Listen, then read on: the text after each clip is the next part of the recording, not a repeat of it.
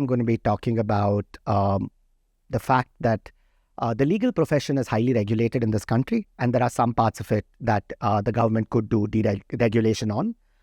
I think about this in three fundamental ways. One is allowing more flexible pricing. The second is that lawyers should be allowed to advertise and market themselves and create a more, reduce the information asymmetry as it goes. And the third is that you should allow for ideas like liability, legal funding for litigation funding as such. So the first point is pricing. The government does not allow people to, charge on success fees. So every other professional service, whether it's accounting, whether it's consulting, has seen this, that initially firms used to charge on inputs, which is the number of hours billed or the number of, sessions attended. So if you're a lawyer representing somebody at the Supreme Court, if you're a very famous lawyer, irrespective of whether the hearing was successful or not, you're still getting charged a few lakhs. The second tier is fixed price models, which have started appearing in corporate law firms, that if you want a contract drafted, it's some kind of fixed price, right? And so I call these the inputs, the outputs, and then finally the outcomes, which is if you win, then you get paid on whether you recovered the money or not.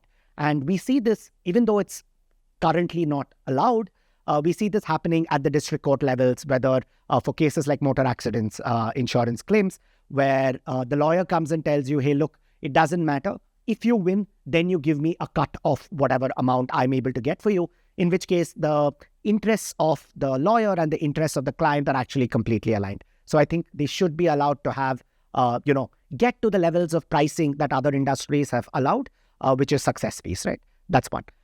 The second one is that lawyers today are not allowed to advertise their success rates. So you really don't know whether the lawyer you're getting is good or bad. And there is really no information on what kind of cases have they done, where have they won, where have they lost.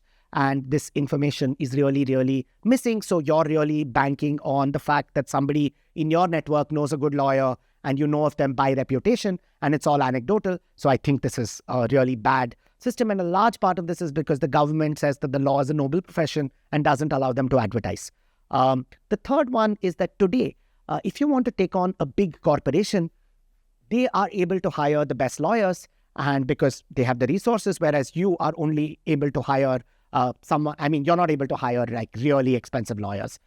In the West, they do allow for litigation financing, which is that if you have a strong case, so let's say there's been a hospital that you want to sue, and they have a large legal team. Well, somebody will come and say, look, I think your case has merit. I'm going to finance your claims. And if you win, then I will take a cut of the hearings. I think this kind of balances the information, the power imbalance in this market, and it allows for greater participation in the legal system. So, yeah,